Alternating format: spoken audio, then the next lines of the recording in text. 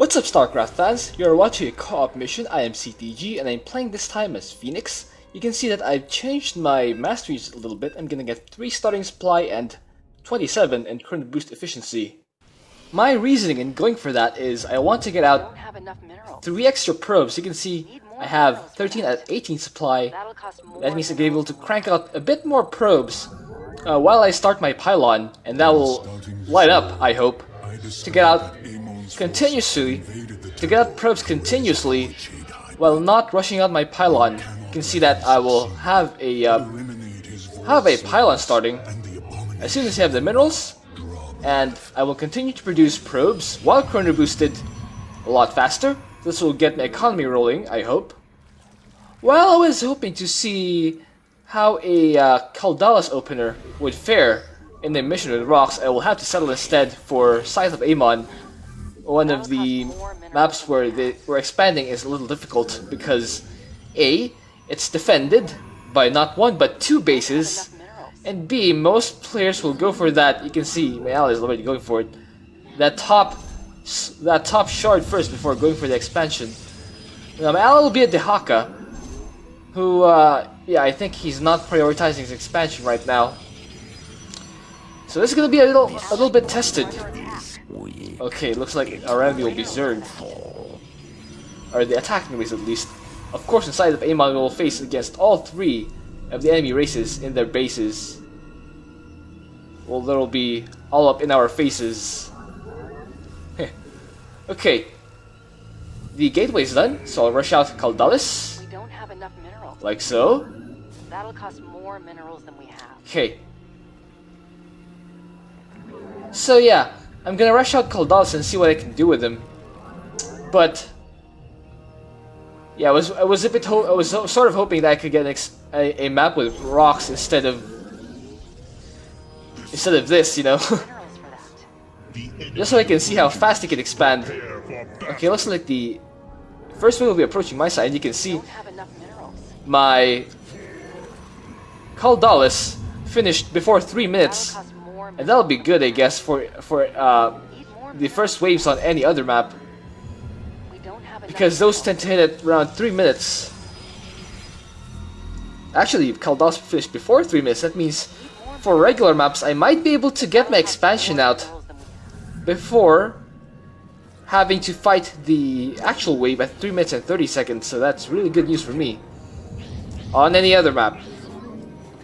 Looks like our ally will be going for Ravasaurus. That is an interesting choice. Okay, let's go for a Stargate. Alright, the enemy will indeed be Zerglings, so yeah, I will need anti-air. And that will mean that I will need to go for carriers this game, which will also be which has also taken a nerf. I don't understand why Blizzard decides to nerf Fenix when he clearly needs buffs. Now his carriers will cost now his interceptors will cost 15 minerals apiece. Now it's not that big for each one, but over time it will accumulate, especially if you have mutators that deal area damage. And you can see later in this case the blue fart thingy that the void slivers used to attack with. Okay, let's send a probe over there so we can start our expansion right as we're killing this shard. Okay, let's use the Solarite Dragoon to take out that shard, as well as deal a lot of damage to this void sliver. Now let's start an expansion while that's going on, and I really hope I can take out this shard before my ally takes out the other shard, because it'll be a waste of my damage up. And I think Kaldalis, look at how fast he goes. Kaldalis will be able to help me take out the shard faster than my ally can take out his. Yeah, he still has green while mine is in the orange. I think I will definitely get this out faster. Okay, let's get our fleet bacon. Fleet bacon. Clear out this area. Oh, lost Kaldalis. That is fine. They have a backup. Remember, kids, back up your Kaldalis in case you lose everything. You do not want that to happen. Well, a backup. Okay, let's help our ally. let's help our ally kill that other Void Shard, so we will have more time to work with. Yeah, so I will talk a bit about the underlying problem of Fenix and why he is never the best commander for mutations. When you think about mutations and the best commanders for each of them, they either have one of two things. They either can kill the enemy before they can kill them. You can see this in commanders like Raynor with his Spider Mines, Vorzun with their Dark Templar Shadow Fury, Nova with their... she has Spider Mines and she has flat out high damage output. And who are the other commanders who have high... Zagara has high damage output with her Banelings and Scourge. Alarak with his Ascendants. Swan with his Siege Tanks and Laser Drill. Those commanders, because even in mutators, they can kill the enemy before the enemy gets to kill them. That is their high damage output. The other way that commanders can be the best at a particular mutation is that they can remake their army very efficiently. For example, Raynor's Marines cost 50 minerals, but he can use mules. Zagara has free Banelings from her Baneling nest, and her units are super duper cheap. And of course, Stukov, who flat out produces units for free. And that is how, those are the two ways that commanders are able to efficiently beat a mutation. You can see that they can efficiently destroy the enemy without necessarily trading. Once you trade unit for unit, you're never in a good spot as a co-op commander. And that is where Fenix is. Fenix has sort of regular multiplayer version of units with a few slightly stronger units. I would argue that his champions are the equivalent of what normal co-op units are. For example, Vorzun's regular Dark Templar has Shadow Fury, and Raynor's Marines have free stim and 5 damage sacrifice per stim, and he has drop down masteries. That's why his Marines that's why the units are flat out better than the regular multiplayer version. Whereas Fenix's buff is that they're slightly cheaper. For me, the cost bonus of Fenix's units are not enough to make him viable or to make him that great for mutation. I mean, he's serviceable, but he's never the best because his unit costs are just not good enough. I'm sorry to say, but his unit cost discount is just not that great. And with this new nerf of these carriers, and with this interceptors are now going to cost 15 minerals apiece, I don't see Fenix being any less bad for mutators. Even though he will trade slightly better, he still trades, and that is why when you have mutators like self-destruction or transmutation, Fenix will not be a good choice. He will still have to be one of those commanders where you will need to pair with a Stukov or pair with a Carax to make work. Speaking of Carax, even though Artanis and Carax don't kill units that fast, they can still kill units before the enemy can kill them, because for Artanis he has Guardian Shell, and for Carax he has Spear of Adun. That is one thing that they can use to great effect to keep their things alive. Whereas Fenix, he has the Phoenix suit, but you can see Fenix. Oh, look at this. Fenix has I can use Stasis Field here as the arbiters.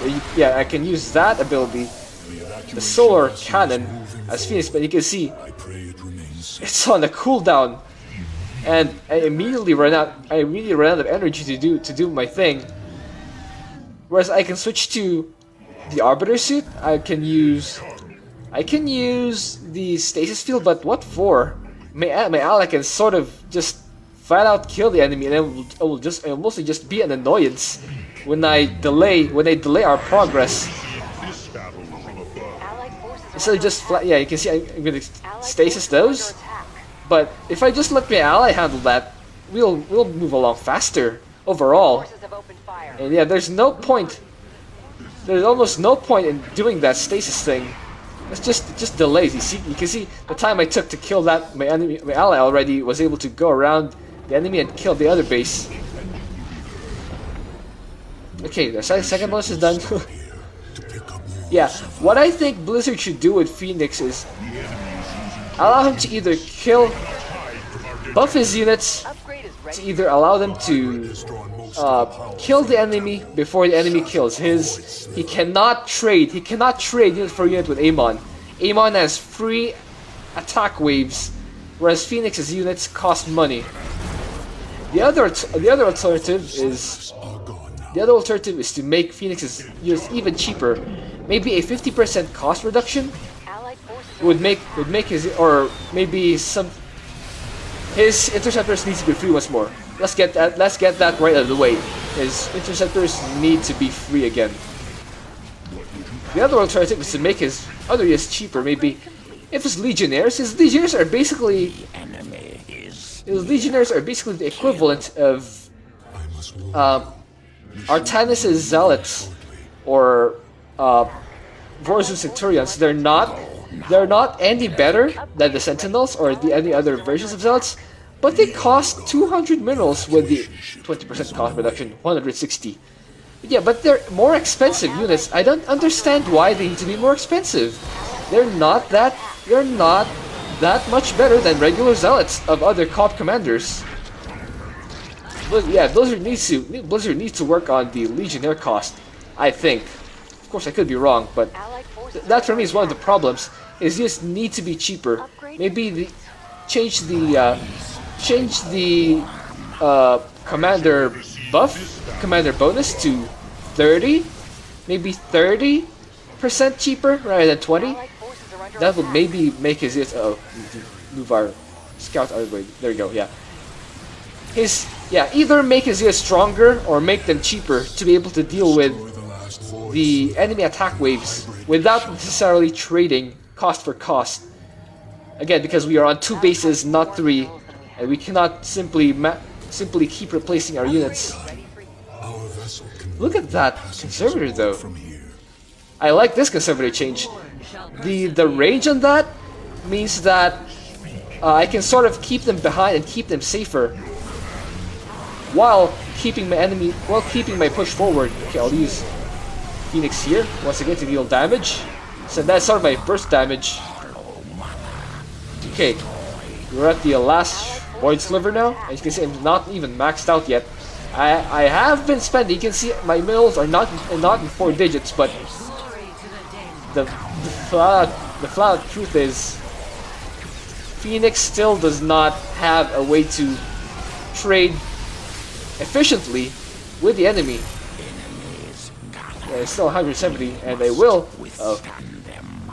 be able to take the victory here. But yeah, that is my takeaway from Fenix. Was this buff good for Fenix? Overall, it is. But is it good enough? For me, it's still a bit lackluster, and we will see the score screen. The Haka will still probably outkill me just because he has a better commander. Okay, getting that EXP. And let's see. Oh, that was closer than I thought. But still, you can see that the Haka did outkill me, and although I did deal more damage to Voice Livers, that just tells you the story of Fenix. He doesn't have a commander buffing her. He doesn't have an ally buffing ability, so his pure strength should make up for it. And I hope you enjoyed that. Thank you for watching. If you have an idea for what else to do, please leave that in a comment. See you.